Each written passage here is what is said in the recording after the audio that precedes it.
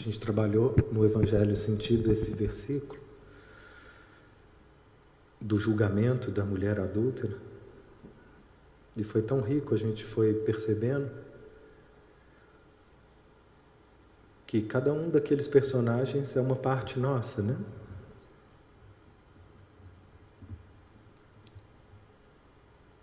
E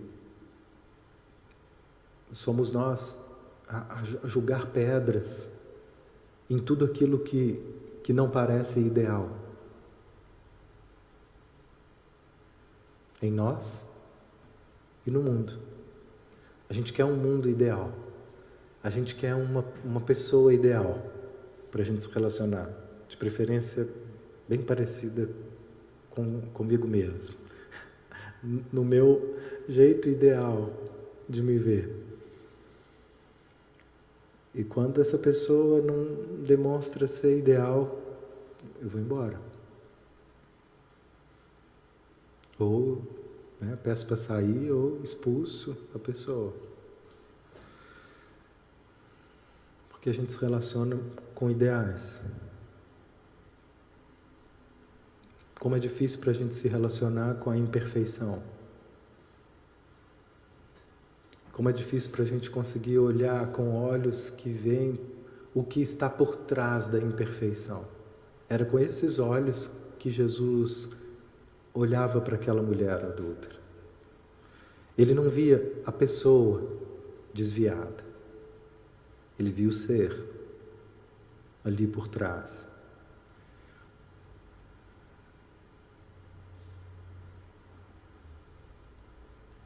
Ele se conectava com algo muito mais profundo do que a imperfeição de um comportamento humano.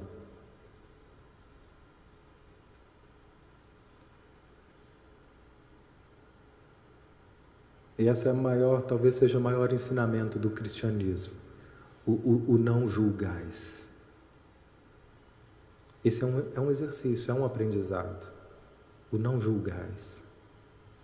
É o que a gente faz conosco o tempo todo. Sem perceber, a gente acha até que é normal. Né? Eu já escutei de pessoas várias vezes falando, mas olha, e se eu parar de me cobrar? Será que eu vou fazer as coisas certas? Como se eu fosse movido a cobrança, movido a pedradas. Se eu parar de julgar pedra, será que eu vou caminhar? A gente caminha, é movido a pedradas, a cobranças, a exigências. É isso, a gente vive nesse regime de ditadura emocional, onde só pode o que é o ideal. Só pode o que é estabelecido como ideal pelo regime, o regime militar da nossa consciência.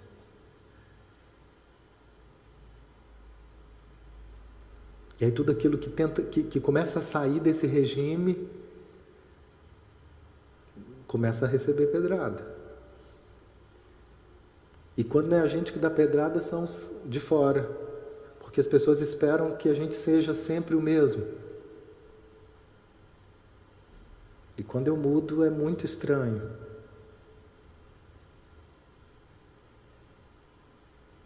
Mudar, gente, é uma coisa muito estranha. Mudar é uma coisa muito pavorosa. Mudar é uma morte.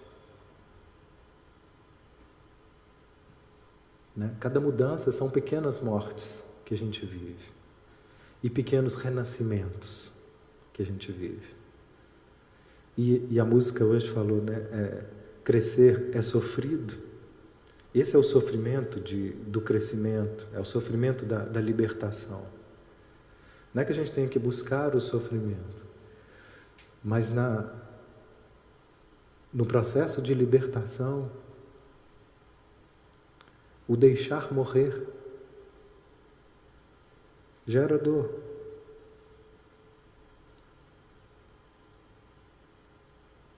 É doloroso cada uma dessas mortes. E às vezes para evitar essa dor é que a gente vai se agarrando ao velho. se agarrando ao velho.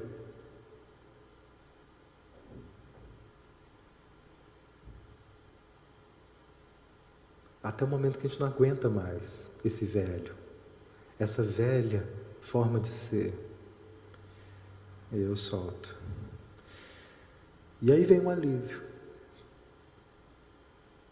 Se eu soubesse, se eu confiasse que depois vem um alívio, por que Jesus se entregou daquela forma àquele sofrimento? Porque ele sabia com muita confiança que depois viria o alívio. Que aquele sofrimento era muito transitório, era muito pequeno. O que era aquilo? Nada. Comparado ao impacto que ele estava gerando para a humanidade, para o planeta. Então a crucificação do Cristo é um símbolo dessas crucificações que a gente vive com cada atitude dentro de nós. É o nosso ego que vai sendo crucificado.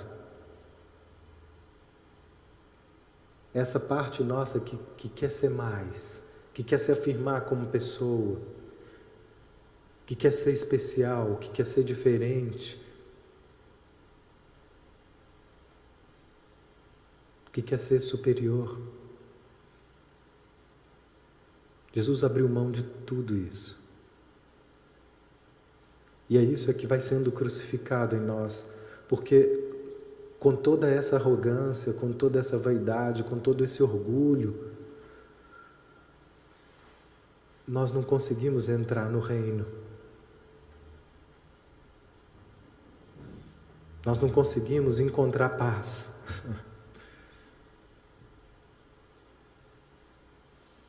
Não é compatível. Então, quando Jesus fala, larga tudo e vem, não é para você largar sua família, seus filhos, sua casa, seu emprego e sair perambulando na rua. Mas é largar esse apego a essa imagem de ter que ser alguma coisa para o mundo, para ser admirado, para ser amado, para ser reconhecido.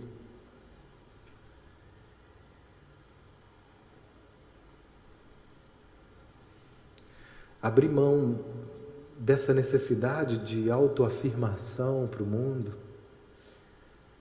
é pavoroso para muita gente.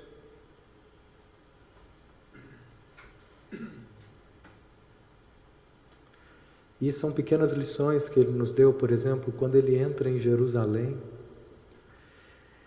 no momento em que ele já era tido como o Messias e consagrado por multidões que já haviam presenciado o poder de cura e o magnetismo daquele ser. E quando ele entra em Jerusalém, ele entra sentado num burrico. Ele não entra num cavalo triunfante, como um rei. Mesmo podendo fazer isso, mesmo sendo um rei, ele entra sentado num burrico. Olha que simplicidade. Assim como ele lava os pés dos apóstolos e diz, se você não deixar que eu lave seus pés, você não tem parte comigo. Ele estava dizendo o tempo todo, para você ser o primeiro, seja o último. Não é que você tem que ir na fila do banco, dar o lugar, não, gente. Tudo isso é simbólico. O que é ser o último? É a gente ir soltando essa ideia de que nós temos que ser o primeiro, de que nós somos essa pessoa, ela é a mais importante. Porque essa sensação da gente ser o primeiro e de ser muito importante É o egocentrismo que gera imperceptivelmente uma separação, que promove uma separatividade nossa com o mundo.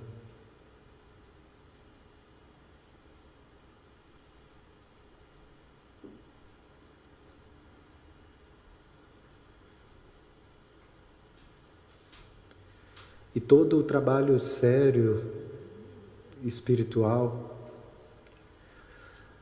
ele nos convida a estabelecer um senso de unificação, de integração, de unicidade conosco, com os nossos semelhantes.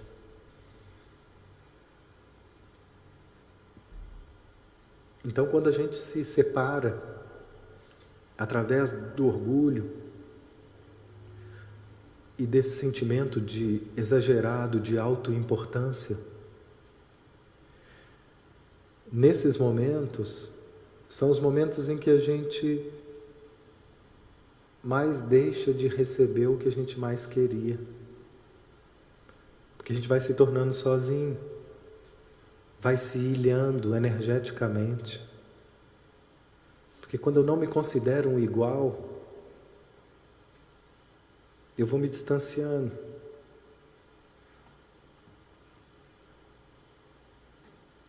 E cada um vai percebendo na sua vida o que é que faz com que você se sinta especial, diferente, melhor, superior. Para algumas pessoas pode ser a beleza física, para outros o intelecto, o trabalho, dinheiro.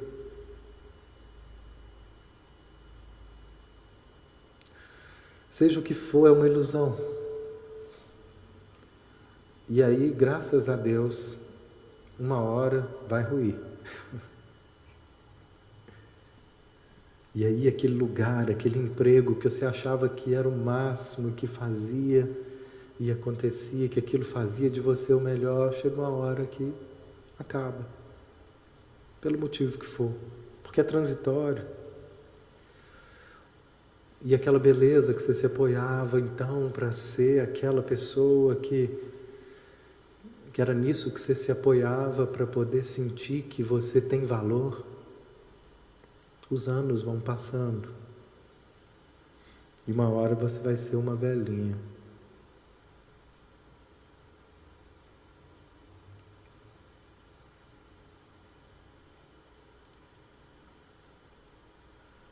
Então, quando tudo isso desmorona, o que sobra?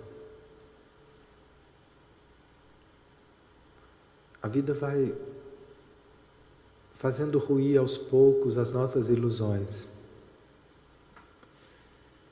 E para alguns é tão insuportável que a gente entra em depressão.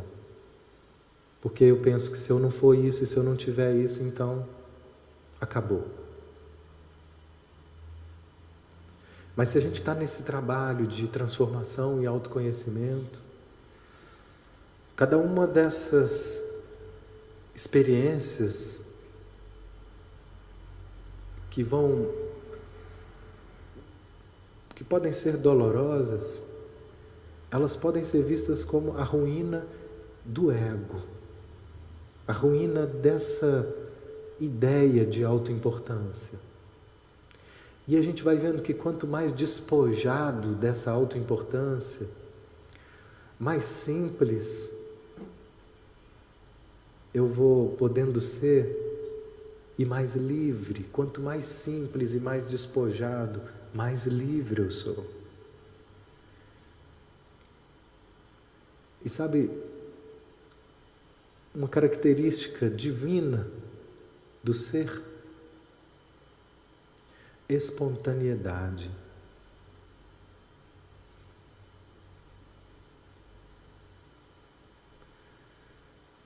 A espontaneidade é uma característica de quem está livre. Não é? Só é espontâneo quem está livre.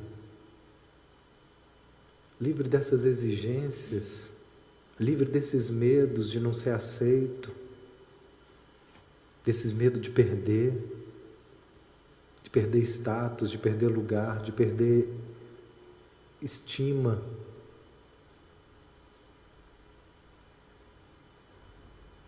Porque no fundo, o orgulho e o medo, eles não se separam. A gente só quer ser superior porque nós temos muito medo de não ser aceitos pelo que a gente é. E o que a gente ouve não só de Jesus, mas de todos os mestres espirituais, aqueles que se libertaram dessa tirania do ego, dessa ditadura emocional que a gente falou aqui no início. Todos esses mestres que se libertaram, eles aceitaram ser ninguém. Foi isso que o Aron me falou. Se você quer ser livre, seja ninguém.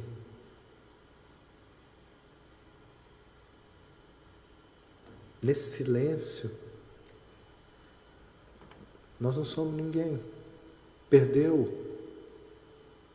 todo o peso da pessoa. A pessoa que quer ser alguém. Para que assim, sendo alguém, quem sabe eu possa ter alguma vantagem. Ser amado, ser reconhecido, ou ter algo. E quando a gente...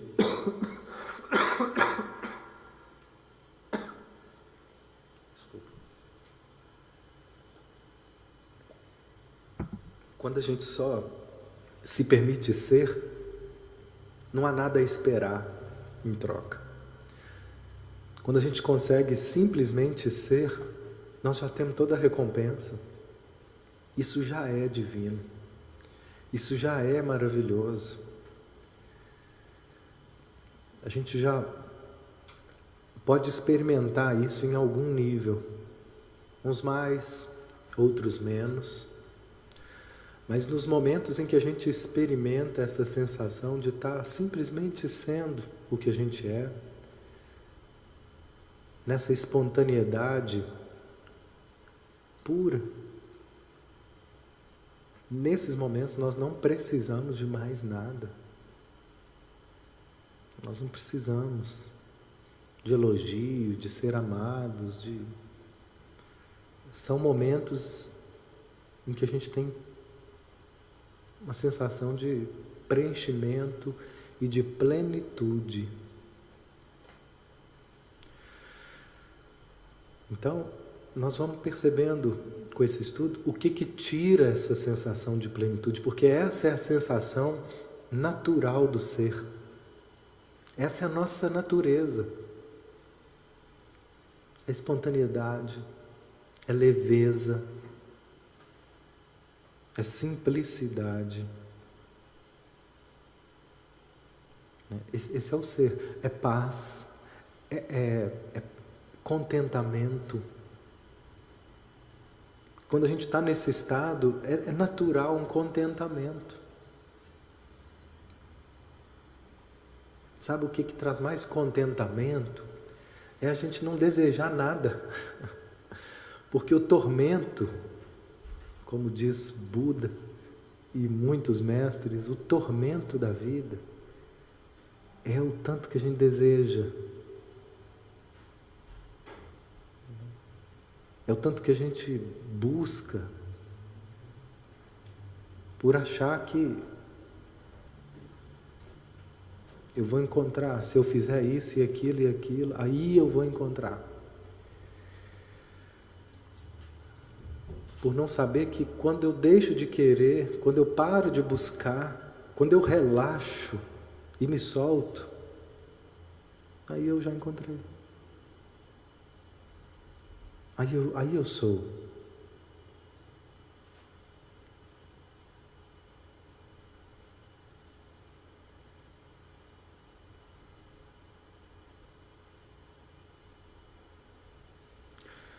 Então, nós nos embarcamos em muitas armadilhas da mente e do ego, e a gente compra muitas propagandas enganosas, promessas de político, propagandas de compre não sei o que você vai se sentir melhor. Nossa mente, ela envia essas propagandas o tempo todo. Leia uma pilha de livros e você vai ser mais reconhecido, você vai ser mais inteligente, você vai ter mais segurança. Segurança está na pilha de livros. São ideias que a gente compra. Faça muitos cursos e aí você vai ser alguém. E aí nós vamos, faz a graduação, faz a pós, o mestrado, o doutorado, o pós-doc. E agora nós estamos tendo a notícia assim, que não vai ter emprego para os pós-doc nos próximos anos com a nossa política. Né? As escolas estão mandando embora os doc, que não tem dinheiro para pagar os doc e os pós-doc vão ter que se rebaixar, vão ter que esconder o doc.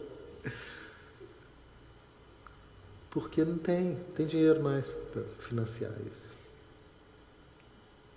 Vocês estão rindo?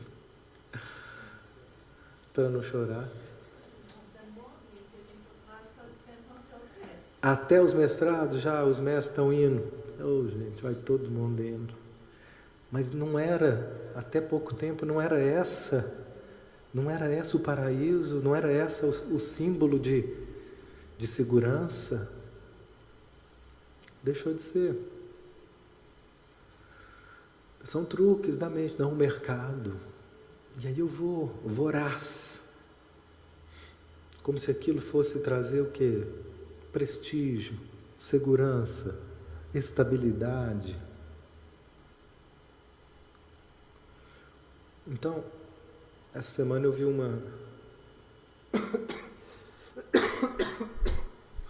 um conto zen, um conto budista,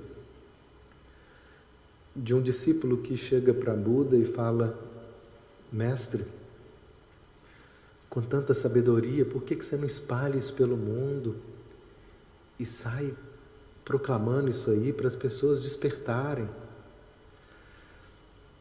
Aí o mestre olhou para ele e riu, não falou nada. E falou assim: olha, eu quero te pedir um favor. Você vai ali na vila e bate na casa de cada morador e pergunta aos pais de família o que eles desejam. E aí ele foi. E tinham lá 50 moradores. E aí metade deles desejavam uma casa melhor. Os outros 10 desejavam saúde.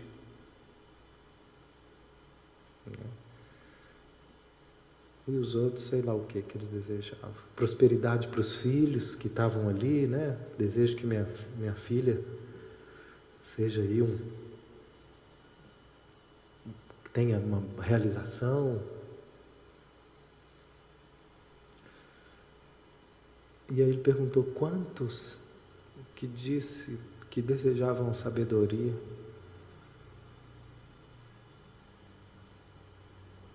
Quantos que desejavam a liberdade de ser?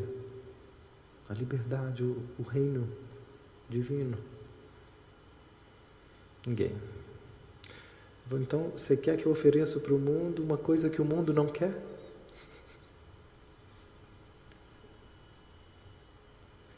Então, mesmo quando a gente fala em Jesus, em muitos templos, nós queremos é que Jesus nos sirva. E para nos dar essas coisas. E não porque a gente quer de verdade essa sabedoria e o encontro com a verdade. Porque esse encontro com a verdade, ele tem um preço. Que é demolir toda essa imagem de autoimportância.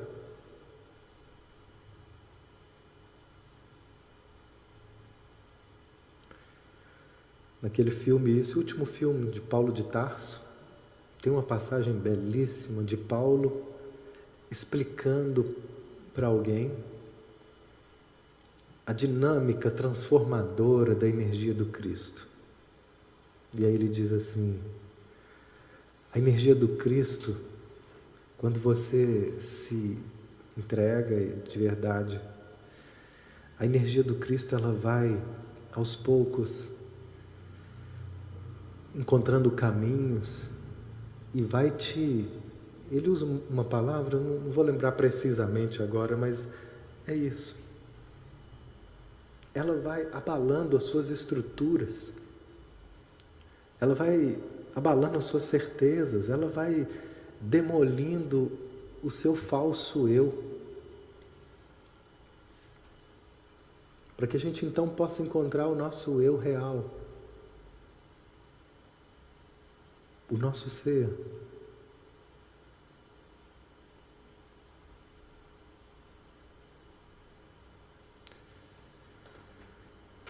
E quando essa demolição começa, quando a terra começa a tremer, puxa, nessa hora, a gente reza para Jesus parar, para com isso. Como se não fosse parte do plano divino que isso seja demolido. Então, a ideia que a gente tem de felicidade, ela precisa ser questionada.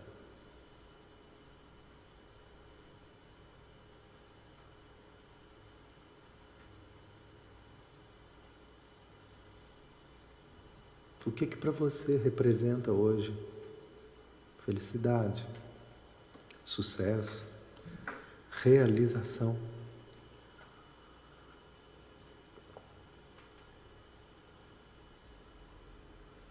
Nada que seja externo a você vai te realizar. No máximo vai te dar alguma satisfação, provisoriamente. Que não tem problema não, é bom também, viu? Uma pizza, por exemplo, de presunto com tomate, orégano, queijo derretido. Não tem problema nenhum, viu? Fim de semana. Mas ela vai acabar, né? Se a gente resolve comer todo dia, nós vamos ter problema. Então, uma pessoa legal, ótimo, mas ela não vai ser legal sempre. E você não vai ser legal com ela sempre.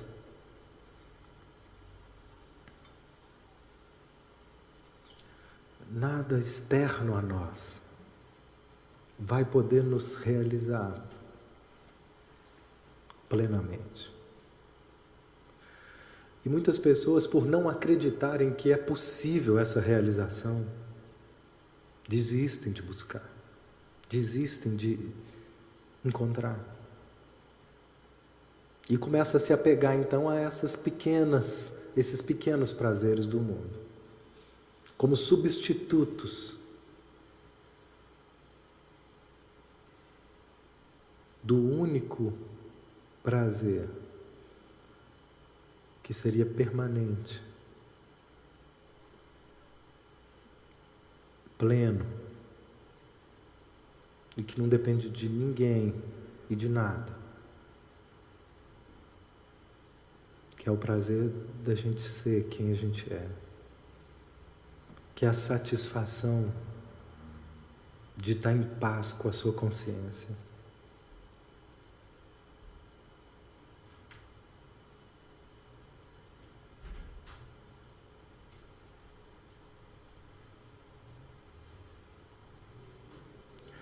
Isso é possível,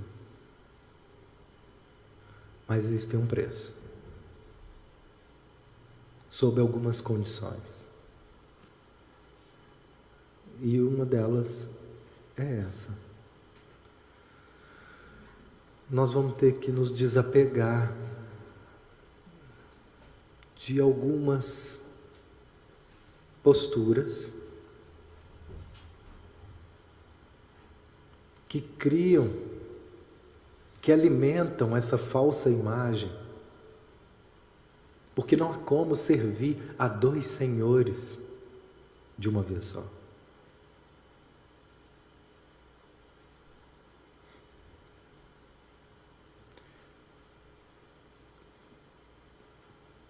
Por isso que foi dito, ama a Deus sobre todas as coisas. Ama esse encontro com o ser. O que é Deus, gente? Esse encontro com o ser. Deus só pode estar em mim.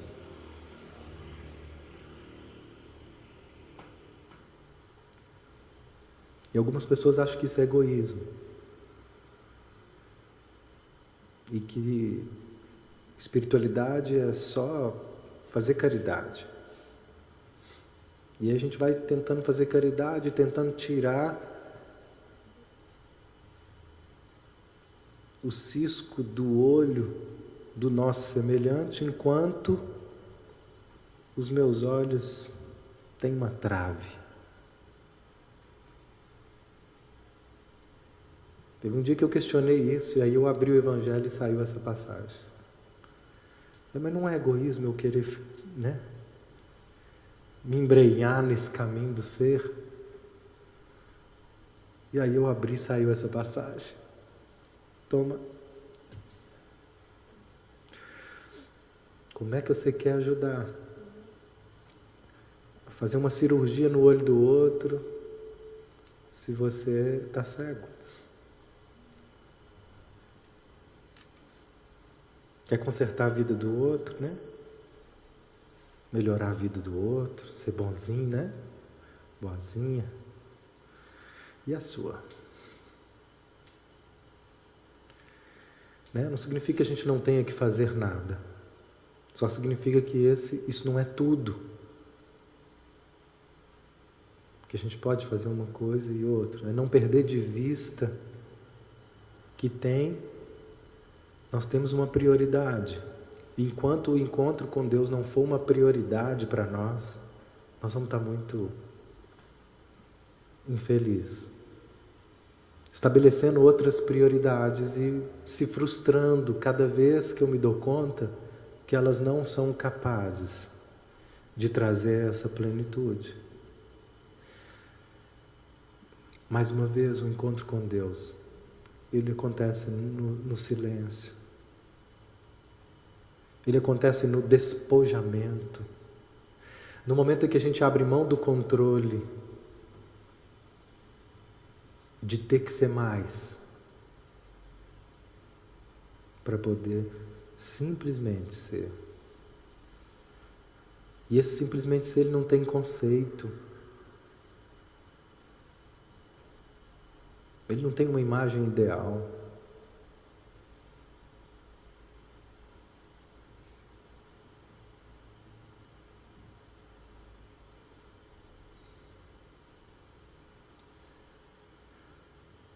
Então, naquela parábola, que eles começam a testar Jesus dizendo: a tradição manda a gente apedrejar essa mulher. E vós, o que dizes? Você vai contra a tradição? Nós temos pedras aqui para você. E se você for a favor da tradição, pega aqui uma pedra para você atirar também. São as armadilhas do ego, que às vezes na nossa mente chega: mas você vai fazer isso? Você não acha? O que vão pensar de você se você fizer isso? E a gente então é colocado em xeque para tomar uma decisão. Então ele diz: aqueles dentre vós que não tiver nenhum pecado, que tiver isento de pecado, atire a primeira pedra. E foram saindo um a um, dos mais velhos aos mais novos. Os mais velhos tinham mais pecados. Eles foram mais rapidamente se dando conta, foram se desarmando,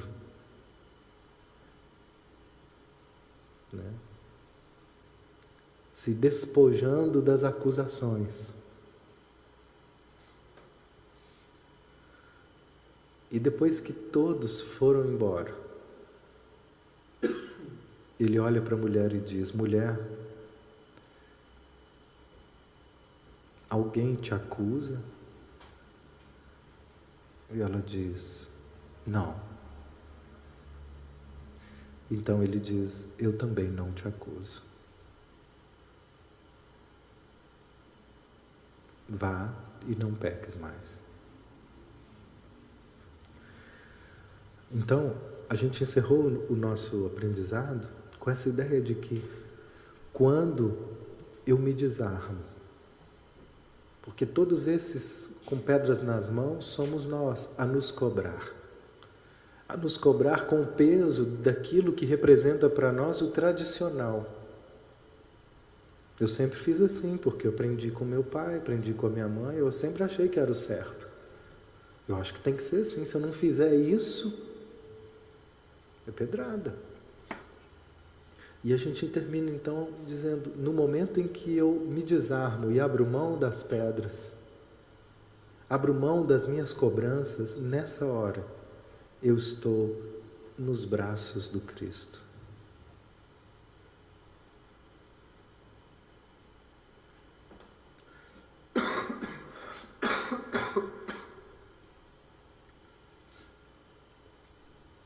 Ai, mas não tem jeito, Mateus.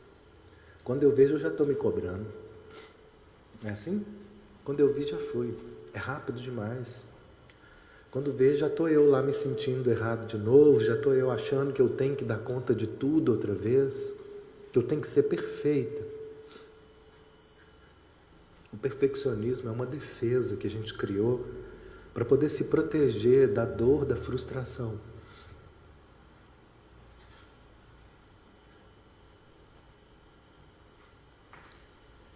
Desmontar isso é um processo que exige autoobservação.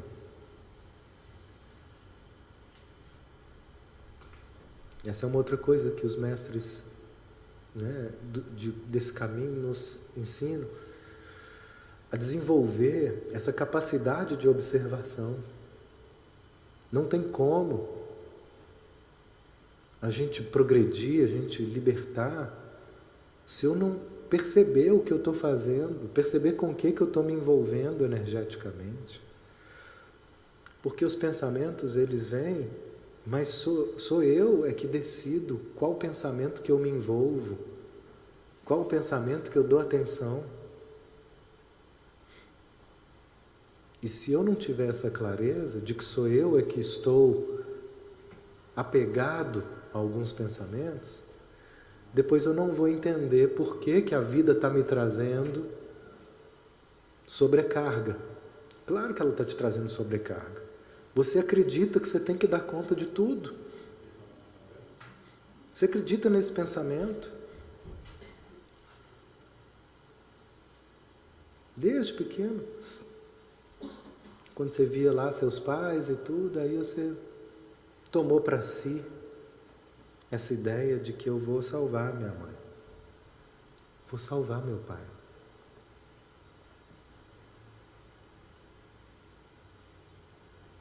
E aí é natural que você se sinta sobrecarregado e que a vida traga sobrecargas. Está compatível com aquilo que você pensa a seu respeito. Então o mundo vai trazer para nós de acordo com a ideia que a gente tem de nós. Nós vamos atrair, nós vamos viver as experiências do mundo de acordo com as nossas crenças.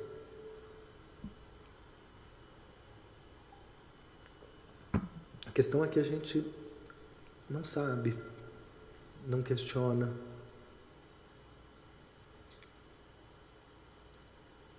A respeito dessas crenças. Então o trabalho de observação é a gente percebendo, já estou eu de novo me sentindo errado, só porque eu não cumpri a tradição, só porque eu não fiz aquilo, já estou eu de novo me culpando, só porque eu não fui boazinho, porque eu não fui bonzinho ali, porque eu não fui perfeito outra vez. E aí, então nós vamos desmontando essa engrenagem da mente, essa engrenagem do ego.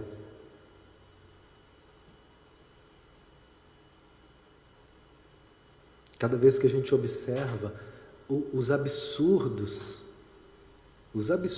que a gente cria ou que a gente acredita,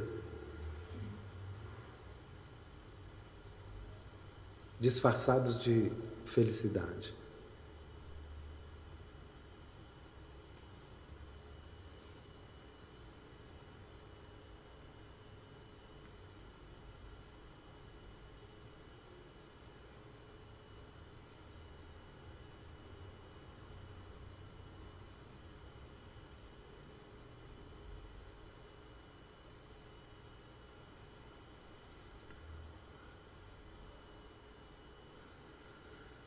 O guia tem uma palavra na palestra 100 que diz assim: como a natureza da autoimagem é de autoexaltação, ela separa a pessoa das outras. Como sua natureza é de separação, ela isola e traz solidão para a própria pessoa e para aqueles com quem convive. A natureza da autoimagem é de autoexaltação. Então a gente vê o que nos separa dessa experiência de paz interior. É o cultivo da autoimagem.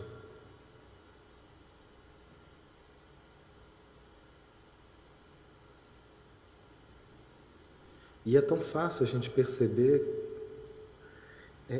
se a gente prestar atenção, a gente vai percebendo como que é forte a nossa necessidade que a nossa autoimagem seja alimentada o tempo todo, com reconhecimentos, com olhares, com afeto, com confirmações. E quando isso não é alimentado, como é que a gente se sente?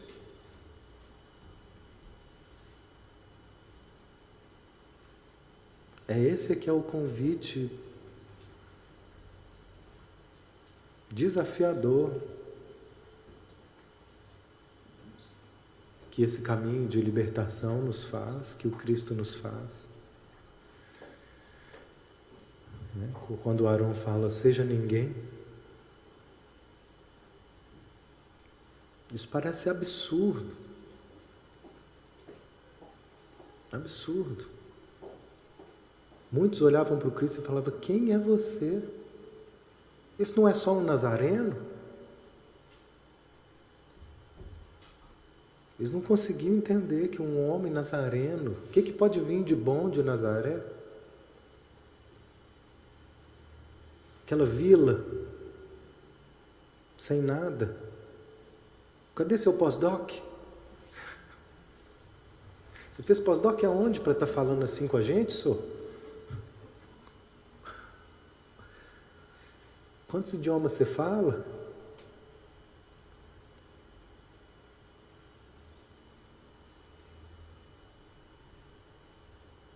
Ele fala, eu vim em nome de meu pai. Puxa vida. E aí o Moji é um mestre, ele é um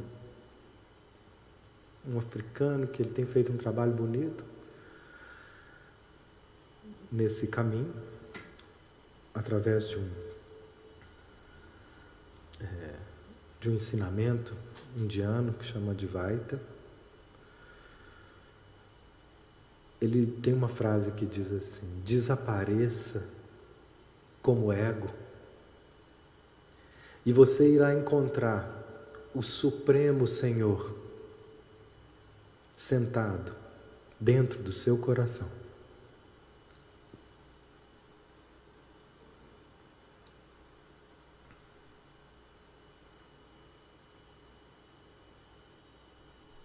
Essa é a liberdade. Essa é a paz. Esse é o amor pleno, que vem quando a gente se despoja. E mesmo que a gente diga, isso não é possível, talvez a gente possa ter um pouco mais de paciência conosco. Para muitos isso é novo. Para outros, eu estou ouvindo isso já tem umas 10 ou 15 vidas.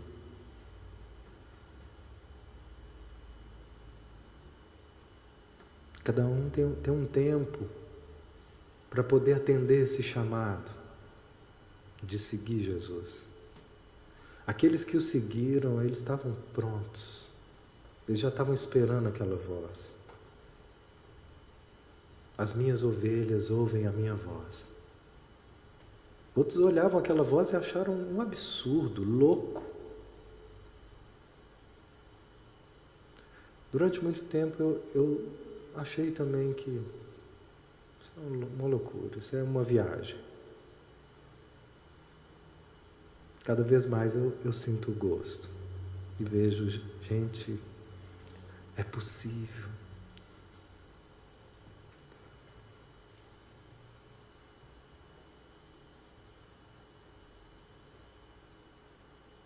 Senão eu não estaria falando disso.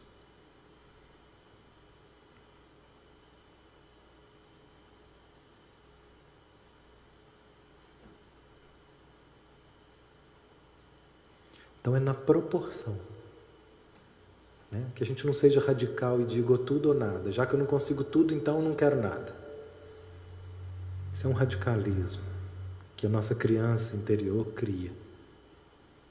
Toda vez que eu não consigo e vem uma frustração, então eu falo, então já que não tem jeito, eu não quero mais, não vou mais julgar. Se eu não julgar e fazer gol de cara, né? Não quero mais julgar. A Peppa Pig é bem assim. Eu tenho visto muito Peppa Pig, gente. E ela, quando ela não ganha, ela não quer brincar mais. É bem como nós. Mas a gente pode dizer, estou aprendendo. E aí, cada aprendizado, e cada passo, e cada momento, vai trazendo uma proporção. Vai abrindo um espaço, cada vez mais. Abrindo um espaço maior. O ser vai ganhando espaço, e o ego vai perdendo espaço. E aí João Batista diz, é necessário que ele cresça e eu diminua. É necessário que a pessoa diminua para que o Cristo cresça. É necessário que o Filho do Homem diminua para que o Filho de Deus se apresente. É necessário que o homem velho se desfaça para que se apresente o homem novo, renascido do Espírito, revelado do Espírito.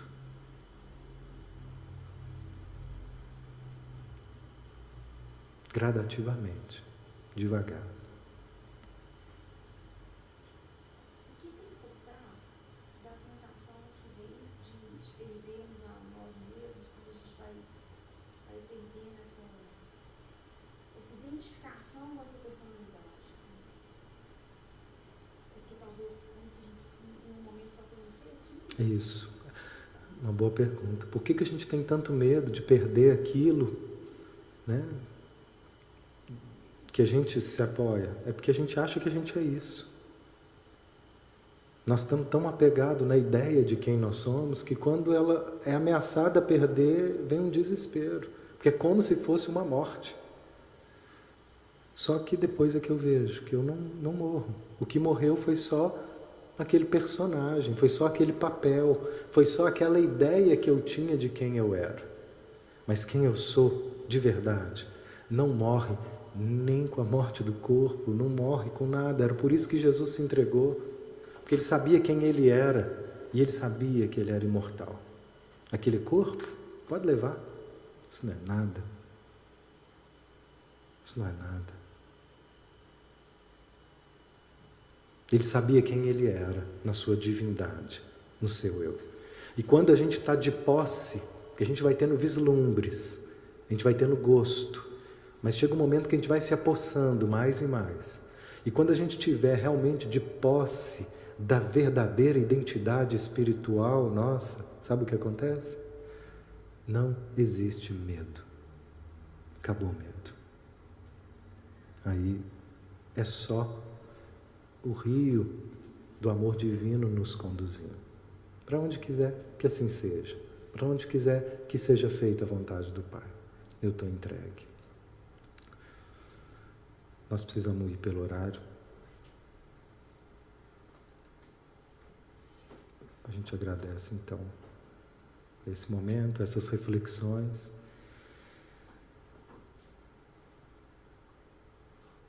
E veja se é possível agradecer cada passo que está sendo dado nesse caminho. Veja se é possível agora honrar. Aí dentro de si, cada passo que está sendo dado, cada abertura que está acontecendo agora. E que fortalece a crença e a certeza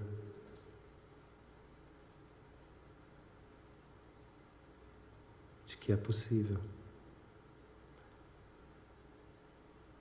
Que é possível encontrar e ser quem nós somos. Nos apossarmos da nossa verdadeira identidade. Que assim seja.